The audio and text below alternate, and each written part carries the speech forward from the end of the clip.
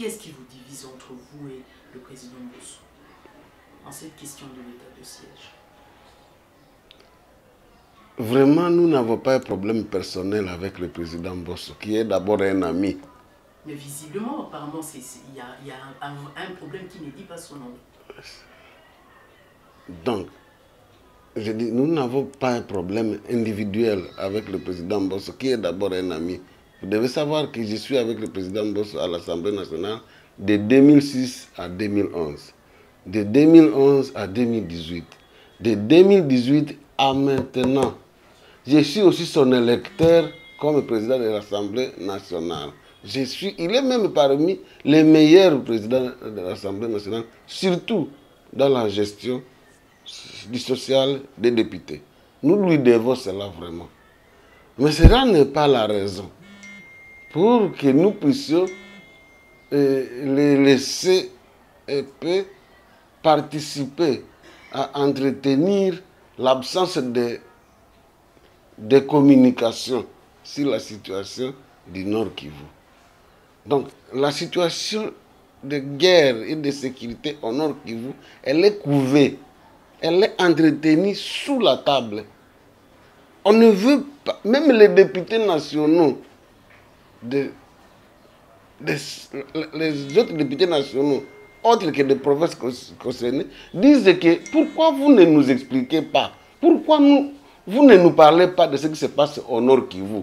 Nous n'avons jamais eu le lieu et l'espace pour expliquer à nos collègues la vraie version, la vraie vérité sur les tueries au Nord Kivu. Comment ça se passe? Et ce n'est pas seulement le président Bosch. Je vais vous parler de l'époque pour qu'on sépare, qu'on sorte les sentiments. Sous Kamere, originaire de l'Est, de l'espace concerné. Chaque fois qu'on voulait parler de cette affaire de tuerie, de l'insécurité à l'Est, la démarche la plus rapide, c'est de tirer les députés de l'Est, Nord Kivu, Sud Kivu parfois, Nord Kivu, Sud Kivu et Ituri, on les tire à côté de la plénière pour aller les sensibiliser, les moraliser, les convaincre. Et dire que non, comme nous venons de vous expliquer, de vous moraliser, vous venez aussi de vous défouler. Nous avons compris votre douleur. Nous allons porter cette douleur vers le chef de l'État pour qu'il règle la question. Cette situation, on l'a fait toujours la veille ou le jour de la plénière. Cette méthodologie, même Mbosso l'a appliquée. Donc c'est pour dire que ce n'est pas Mbosso, ce n'est pas... Même Kamere l'a fait, même les autres présidents de l'Assemblée. Il faut toujours comme ça. Ne permettant donc pas que l'Assemblée puisse connaître du fond. Et quand nous arrivons dans la salle, nous ne pouvons pas trahir, nous ne pouvons pas dénoncer. C'était quand nous venons d'être d'accord qu'un monsieur vient de s'engager à aller amener la solution. Nous arrivons dans la salle, nous ne parlons plus, nous sommes sages et nous laissons la situation. Alors les autres se disent, mais ces gens ne parlent pas. Mais pourquoi ils ne parlent pas? Ils sont étonnés. Voilà pourquoi les gens ne savent rien. Lorsque finalement Vital Kamere avait craqué dans cette démarche d'aller vouloir parler, lui aussi on le bloquait là-bas. Après tout, le président de l'Assemblée, quand il arrive sur le chef de l'État, c'est un garçon comme tout autre, il attend comme les autres. Ce n'est pas un chef. Donc quelqu'un qui dit que lui ira expliquer, c'est facultatif, il peut ou peut ne pas. Alors, la situation du président Mbosso, autant de fois il y a eu des demandes de dérogation, autant de fois il a appliqué cette méthode. Et nous nous sommes rendus compte, bon, lorsque on allait dans la salle, à un certain moment on s'est dit, non, parlons-en clairement. Une fois on a obtenu qu'on en parle à huis clos. On dit, bon, cette fois-ci, le huis clos, on va parler. Mais ce n'est que normal, nous disons, cette fois-ci, on va parler. Mais c'est Mbosso qui dirigera la plénière. Et quand il dirige la plénière, il aligne majoritairement les députés des autres provinces. C'est une affaire nationale. Et vous vous trouvez dilué, 2 ou 3 d'entre vous vont parler, 80 des autres provinces vont parler, ils ne connaissent rien. Donc ils vont apprendre où? si les gens qui vont parler, en majorité, ce sont les gens qui devraient apprendre. Donc, 3 ou 4 ou 5 parlent, et quand vous voulez parler, on est en train de vous entrecouper. Non, mais vous croyez quoi? Là, d'ailleurs, vous croyez quoi? Et finalement, vous embrouillez. Et les gens, les auditeurs qui sont les députés à huis clos ne comprennent pas, ou bien ils comprennent juste un peu. Bon, mais quand on dit cette plénière à huis clos se termine de cette manière-là, comme les gens n'ont pas compris, ils disent, et c'est lui qui organise, il dit non, maintenant on peut aller continuer à défense et sécurité. Nous disons pour nous tous, si on peut convaincre là-bas, nous sommes allés dans la commission défense et sécurité. Et là, nous nous sommes défoulés. Et c'est là que je dénonce. Que comme ce n'est pas public, comme vous verrez encore beaucoup de députés du Nord qui vous-même, ça ce n'est pas quoi, ils ne viennent pas. Quelques 2 ou 3 ou 4 ou 5 qui sont le fer de lance de cette affaire vont s'en occuper, obtiennent qu'on fasse des résolutions. Mais c'est toujours un boss, le président, qu'on va remettre ça. Que ce soit un boss ou un autre, c'est le président à qui on va remettre ça. Et nous croyons à lui remettre. Bon, amener là où ça doit aller. Et quand nous venons de fournir des efforts pendant 2 ou 3 mois de recherche et de communication pour convaincre la commission de défense, ça nous prend 3 mois. En même temps, les gens subissent. Bon, nous arrivons au résultat qu'on lui donne, il faut 2 mois au moins pour découvrir qu'apparemment ce n'est pas arrivé, ou si c'est arrivé, on a classé. On n'a pas. Il faut encore commencer à dire, mais qu'est-ce qui ne va pas? On va encore, oui, on va encore. Entre-temps, on vient demander la prorogation. Mais qu'est-ce qui ne va pas 2 mois après? Chaque 2 semaines, nous nous sommes tués dans la patience, mais 2 mois après, nous nous retrouvons. Non. Encore, ils nous amènent dans les réunions avant la plénière. Vous voyez, ça va être comme ceci. Nous nous rendons compte que ce monsieur nous gère. Et nous l'avons laissé, on dit, bon, comme il a rassuré, bon, c'est quand même un vieux. Et nous lui devons du respect. Et moi, personnellement, je le respecte. Mais quand on arrive à cette situation-là, quand il trouve que ça ne va vraiment pas, au lieu qu'on aille dans la plénière, qu'on explique la volonté de la population, la situation de la population, non, bon, vous voyez, il trouve que ça ne va plus, il nous gère, il nous amène chez le chef de l'État. On y va quand même. Tout furieux. Mais c'est lui qui organise. 2 personnes vont parler. Un pour Ituri, un pour Nord Kivu. Vous voyez qu'on n'a pas fait l'expression. Il faut que ce type ait le temps pour lui.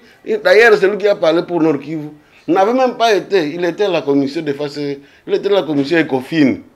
Il est responsable là-bas. Et il n'avait pas participé aux réunions dans lesquelles on agressait pratiquement le président de l'Assemblée pour qu'on lui explique. Lui, il connaît, quand il nous retient là-bas, on lui explique les choses. On peut que même il a tendance lui aussi à pleurer de pitié. Et nous sentons qu'il pleure de pitié. Mais il est porte-parole. Est-ce que la parole la porte? Ça. Mais comme nous l'avons vu pleurer aussi, nous avons confiance. Et c'est ça ce qui s'est passé. Même quand on arrive chez le chef de l'État, il est déjà tout petit là-bas. Tout petit là-bas. Et il nous laisse, c'est lui qui organise, 2 personnes vont parler. Et 2 personnes, 2 pour le Kivu, quelqu'un qui n'a même pas été à ces réunions-là, puisqu'il était occupé. Mais il a quand même bien parlé, la synthèse, là, une petite synthèse. Nous n'avons pas parlé chez le chef de l'État. Une personne a résumé ce qu'il avait, a résumé pendant quelques minutes, et c'est tout. Cette population qui crie au bout d'accord de quelques 10 minutes, 15 minutes. Hein? Et c'est tout. Bon, mais comme le président, quand même, il prend quelques grandes mesures, mutualisation. Bon, au moins ça, au moins on a quelque chose.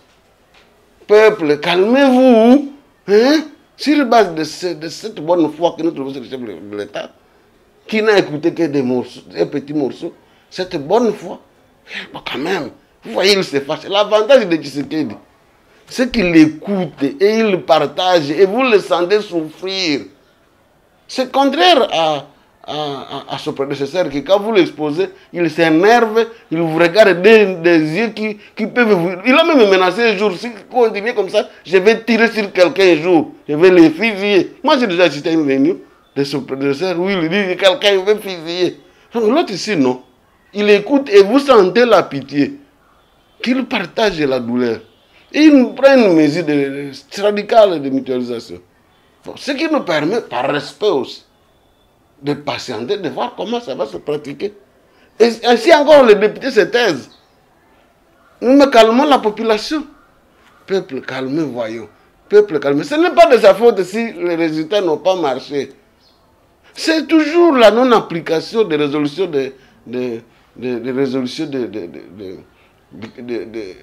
État venu de la Commission de défense et sécurité et acceptée par la plénière, non appliquée. Mais puisque c'est non appliqué, on nous propose la mutualisation des forces avec l'Ouganda. Nous disons, même ça, c'est au moins ça. Et nous soutenons cela jusqu'à maintenant. Mais la difficulté qu'il y a d'extraire de l'armée ces personnes qui ont été intégrées sciemment sous le régime sortant, cette difficulté d'extraire cette crème rend la situation compliquée. C'est bien que même quand on met les gouvernements militaires, nous nous sommes rendus compte que ces gouvernements militaires s'occupent des affaires d'argent, des finances, des récoltes de finances. Et réellement, ils ont fait une chose extraordinaire. Ils ont prouvé, ces autorités militaires, que les gouverneurs civils qui étaient là, là où lui recevait $100, le nouveau ici reçoit 200.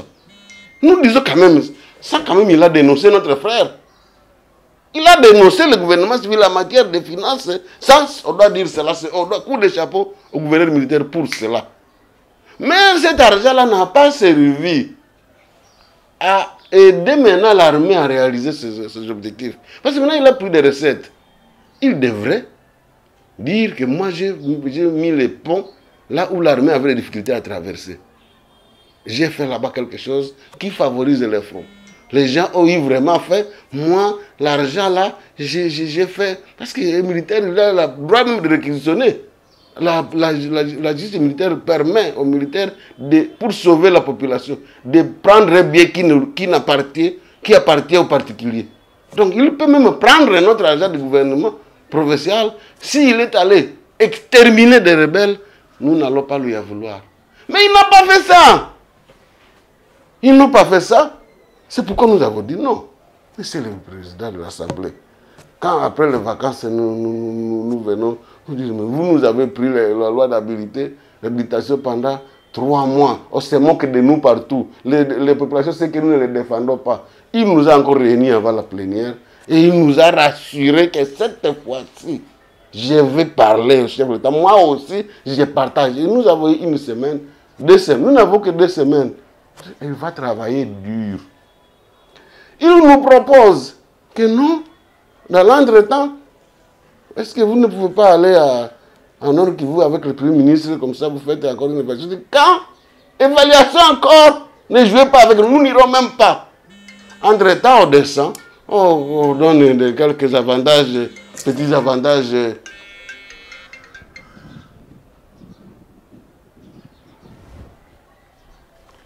Quelques petits avantages particuliers, sociaux, à 1, 2, 3 députés, et ils y vont quand même pour accompagner le Premier ministre. Ils avaient ordre de mission, ils avaient un document, au moins une autorisation de sortie. Mais nous nous rendons compte que les gens, mais vous allez faire quoi là-bas? Vous là, vous, nos collègues. Nous avons commencé à craquer. Ça, ce n'est pas correct. Vous allez tromper les populations, sachant que le Premier ministre n'est pas l'autorité qui peut changer quelque chose. Il va faire qu'un rapport, alors que nous-mêmes nous faisons le rapport où on ne nous permet même pas de le terminer à lire le rapport. Il viendra dire quoi? Nous sommes les élus du peuple. Nous pouvons aller amener ce rapport et nous en avons. Et notre rapport de commission de défense et sécurité est complet. Il y a tout. Qu'est-ce qu'il va encore chercher là-bas? Le Premier ministre va faire quelle décision? Il va prendre des ordonnances pour changer des ministres, des commandants militaires. Ce n'est pas son problème. Nous avons même des bons commandants là-bas, notamment la mutualisation. C'est le commandant de la mutualisation, puisque le gouverneur est resté dans des fonctions administratives et civiles, et il n'est plus commandant des opérations. Donc, c'est pourquoi nous disons, mais pourquoi alors un état de siège pour l'installer? Enlevez-nous cela, restez le commandant des opérations, qui est reconnu aussi par ordonnance, qu'il fasse ce travail. Voilà pourquoi nous sommes arrivés à dire non. Comme le président Mbosso nous a promis il y a 2 semaines. Et maintenant là, il nous surprend le samedi week-end. Il n'y a plus moyen de parler que non. Venez prendre le document de prorogation pour l'état des sièges qu'on va proroger le lundi. Le lundi, nous n'avons même plus le temps de réfléchir. Mais cette situation, ça nous a révoltés. Et nous avons menacé notre président du caucus de Nord Kivu, Élie de Nyiragongo, pour lui dire à la personne de Mwanza, pour lui dire que s'il ne prend pas l'affaire au sérieux, nous le destituons. Nous sommes une majorité, c'est nous qui l'avons mis, nous l'aimons. C'est notre président. Qu'est-ce que tu fais à Goma? En tout cas, ce beau président est venu. Il a écouté sa base que nous sommes. Et nous avons tenu une réunion, je crois, de 17h à 19h la nuit, le samedi, pour obtenir la décision que non, c'est le jeu de Mbosso. Il ne faut pas qu'on l'écoute. D'ailleurs, nous les deux, si nous durcissons le ton, qu'est-ce que vous voulez qu'il aille dire une énième fois au président de la République? Si nous-mêmes, nous ne prenons pas le devant pour que notre message soit écouté, nous n'allons pas participer à cette plénière-là. Nous disons non.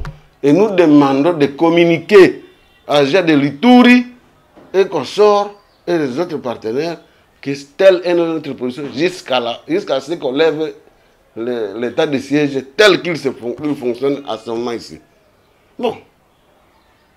J'ai pris le courage de communiquer, de faire la synthèse, parce que si je ne la faisais pas ce jour-là, la population du Nord Kivu qui attendait encore qu'on va prolonger, elle était prête à aller dans la rue. Moi, je dois calmer la population. En leur disant non, nous venons de reprendre nos responsabilités et peu du calme. Beaucoup de députés qui n'étaient pas venus à la réunion, eux aussi ont appris le compte rendu de la réunion dans le communiqué que j'ai fait. Parce que nous n'avions plus le temps dimanche d'aller à la presse pour que ça passe à la radio. Dimanche 20h, vous allez encore passer par quelle radio pour communiquer? Donc, c'est les réseaux sociaux qui peuvent atteindre vite les gens pour dire que non, ne nous exterminez pas, vous, notre peuple. Nous venons de prendre cette décision. Nous comprenons votre souci de nous rejeter, de dire que nous n'avons rien fait. Mais vous ne savez pas que c'était de la passion, c'est normal. Voilà comme effectivement nous sommes à bout. Nous prenons la décision si après. Beaucoup de députés, dont ceux qui n'étaient pas contents des remarques pour être descendus avec le Premier ministre, sont venus maintenant, le lendemain, et c'était ça. Et hier, et pour faire révolter les gens d'Ituri, comment les gens peuvent prendre une décision sans vous consulter, comment tout ça. Non. Et d'ailleurs, pourquoi parler dans les WhatsApp et tout ça? Celui qui a fait là, il a péché. Et Dieu, comme je suis arrivé avec un léger retard, il venait de faire passer l'idée. Et le président Mbosso, comprenant, parce que lui aussi était formé, et c'était grand monsieur, il a été aussi formé que le député Nord Kivu, et comme d'habitude, il est venu. Et là, je ne peux pas vous cacher, nous avons parlé mal entre nous. C'était vraiment de corps à corps. Pas corps à corps là, des bagarres là, non. Mais la réalité, on doit le parler sans gêne. Parce que nous disons que, monsieur le président Mbosso, vous pouvez arriver chez le président, vous vous mettez à genoux, on vous dit attendez. Mais nous, nos gens meurent. C'est différent. Quoi que vous soyez le président national et député à mandat national. Mais vous, cette situation ne peut pas empêcher que vous ne soyez plus élu à Kenge. Vous serez élu, vous avez fait votre travail. Même si vous avez servi vers provinces, 4 n'ont pas eu de problème. La moyenne pour vous, en tout cas votre élection est évidente. Mais nous mourrons. Nous, on ne va même pas attendre la date là, on va nous exterminer. La population de l'Est, elle prend une option. c'est avec... C'est sa pitié. Et ça, c'est vis-à-vis de nous. Alors, conscient de cela, nous lui avons parlé des tons, des combats corps à corps, pas parce que nous ne l'aimons pas, pour l'amener à comprendre la réalité là, et que le comportement qu'il a en train d'afficher risque de nous amener petit à petit vers la tombe. Bon, je sais que nous n'avons pas été amicaux dans cet entretien, mais je sais aussi que le président Bosso, il est d'une sagesse et il est élevé. Ça lui a permis, ça lui a permis de comprendre. Mais vous comprenez, c'est en même temps que ça lui permet de comprendre, mais il est quand même le président, hein, il faut quand même matraquer. S'il y avait même un fouet, même si ma tête, il allait le faire hier, il était presque prêt. S'il y avait un fouet, mais les députés, on ne le fouette pas. Mais, président, bon, cette situation, nous l'avons vécue, moi je la tolère. En tout cas, je ne suis pas mécontent. Moi aussi, président, je dois quand même gérer. Mais alors la situation telle qu'elle se présente, il comprend que nous sommes un peu au bout, parce que les autres intervenants sont venus aux rescousses pour dire non, cette situation n'est pas des députés, c'est la situation de tous les députés. Bon, les lâches, dans cette situation se taisent, mais quelques courageux sont sortis. Je ne veux pas citer les noms pour ne pas blesser les autres, mais quelques courageux ont démontré. Bon, alors, le président devait descendre pour qu'on aille maintenant à la plénière. Après avoir exprimé que nous sommes contre, d'ailleurs nous sommes restés pour dire maintenant au titre que la conclusion c'était N en N. Mais nous corrigeons la décision précédemment prise que nous n'entrerons pas, nous ne signerons pas, nous ne ferons rien. Cette fois-ci, nous décidons d'aller tous dans la salle et de sortir de là, que tout le monde voie que nous sortons, officialiser cette sortie et ce que nous avons pris comme décision. Bon, nous sommes descendus, mais le président savait que la situation que nous venions de prendre était radicale. Il entre avant nous et il fait décréter un huis clos. La loi va passer par huis clos, on ne va même pas parler. Il fait même voter une mesure qu'il n'y aura même pas de débat. Comme ça, maintenant, il dit la même chose aux autres députés que non, dans une semaine, il va amener la solution. Ce n'est pas lui qui va amener la solution. Nous sommes en train de faire comprendre à celui qui décide que c'est à lui que nous nous adressons pour qu'il lui comprenne ce que les populations demandent. Et si nous ne le faisons pas, et lui et nous, disent-ils, ne seront plus votés sur là-bas. C'est ce message que nous voulons porter, que non, président, qu'on ne vous trompe pas, qu'on ne vous trompe pas. Qu'on ne vous trompe pas, les gens sont au bout, ils sont au bout, pas parce qu'ils vous reprochent d'avoir commis une faute, mais ils disent qu'au moins qu'une souffrance diminue, celle qu'on appelle état de siège, parce que nous avons finalement compris que vous pouvez réaliser les commandements militaires dans les meilleures conditions, en omettant l'état de siège, comme vous avez mis un commandement de la mutualisation, qui est le responsable de la gestion des opérations, et que le gouverneur n'est plus responsable des opérations. Voilà pourquoi cette situation, nous devons y mettre fin. C'est ça le message. Alors qu'est-ce qui s'était passé? Donc il dit que non, même, il n'y aura même plus de débat.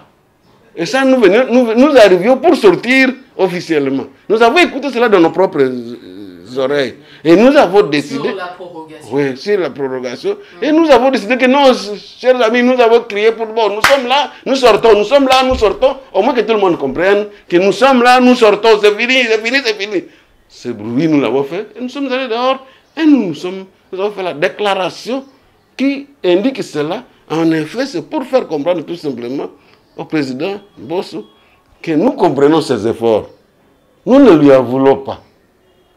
Mais qu'il ne considère pas qu'il nous gère quand même. Nous ne sommes pas des enfants qui on peut dire la même chose 1000 fois et puis même si vous donnez un bonbon, et puis l'enfant va rester dans cette logique-là 1000 fois on peut le faire. Non, après on a 9 tours, il peut vous dire non papa, non. Là, je crois que je propose telle chose.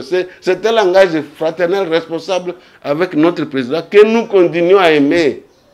Mais sur cette question-là, N-O-N, personne ne nous arrêtera.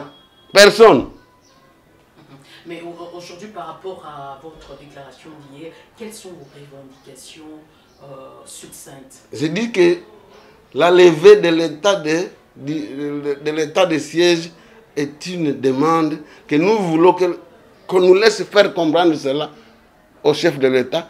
Pourquoi des barrières pour qu'on aille lui faire comprendre si l'Assemblée, et nous voulons que toute l'Assemblée comprenne cela, qu'on n'étouffe pas la communication au sein même de l'Assemblée pour que les gens terminent mandat 2006-2011. On n'a jamais parlé de cela. 2011-2018, on ne parle pas de cela. 2018 jusqu'à présent, on arrange. Qu'est-ce qui se passe? Est-ce que vous imaginez la situation des gens qui sont là-bas? Ces arrangements-là nous disent NON.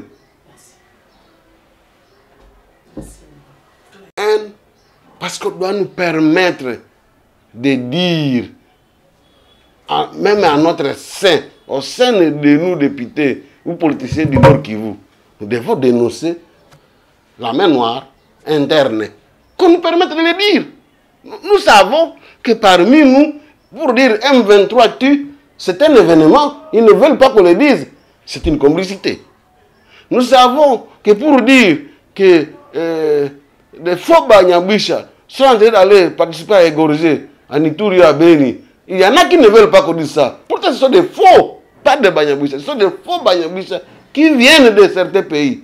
Mais parmi nous, en politique comme dans l'armée, il y a une infiltration réelle qui va mettre la situation du président Tshisekedi en difficulté.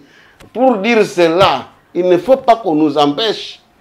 Il ne faut pas qu'on nous empêche. Si le président Tshisekedi ne prend pas de décision sur les filtrations politiques et militaires internes situées au Nord Kivu, bien.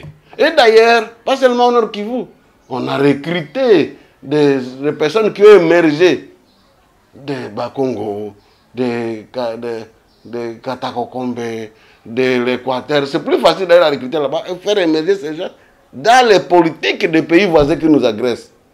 Quand ces pays dominent le Congo, ce sont les gens de Katakombe qui sont élevés pour soumettre le Kivu. Et ils sont restés déjà élevés. Et ils sont maintenant des grands décideurs politiques en RDC. Complicité, non seulement de beaucoup de politiciens des autres provinces, mais ceux du Nord Kivu. Il y en a qui ont été recrutés et continuent à protéger ces intérêts-là. Il y en a, ceci même au niveau militaire, c'est plus grave. Voilà des choses que nous voulons que l'Assemblée nationale comprenne tout cela sans réserve. Nous voulons que le chef de l'État comprenne tout cela sans réserve. Nous voulons que le gouvernement, que nous avons même dit la fois passée, il ne faut pas rouler les gens. Quand vous savez qu'il n'y a pas de solution, vous allez rouler les gens. Goma, Beni, Goma, Bounia, 2 jours, et c'est tout, vous rentrez. Vous prenez les ministres originaires, vous les embrouillez. Quand on va vous voir, on va oublier l'essentiel. Pourquoi faire oublier les gens l'essentiel? Nous parlons d'une situation qui va ronger le pays durablement si on ne l'affronte pas. Et nous n'avons que le président Tshisekedi qui, lui, quelquefois, il affronte. Lui, au moins, il écoute. Il y a des moments, il affronte. Ça, je voudrais dire à la base du Nord Kivu. Il y a des moments, même s'il y a beaucoup de choses sous les pieds, mises à l'époque où il n'était pas le chef de l'État, il souffre avec un piétinage sur ses... Mais quand même, il y a des moments où il ose dire non, ça ne va pas. Et ça, pour ce point-là, il y en a qui me disent, mais pourquoi vous ne l'agressez pas? Pourquoi? Mais c'est parce que je l'ai vu à cette action. Mais aujourd'hui, là, pourquoi on nous empêche? Pourquoi on veut l'isoler pour que cette situation reste dans cet état? C'est ça ce que nous avons reproché, président de l'Assemblée, avec tous les égards. Et l'amitié surtout. Ça, sur cette question, N encore une fois.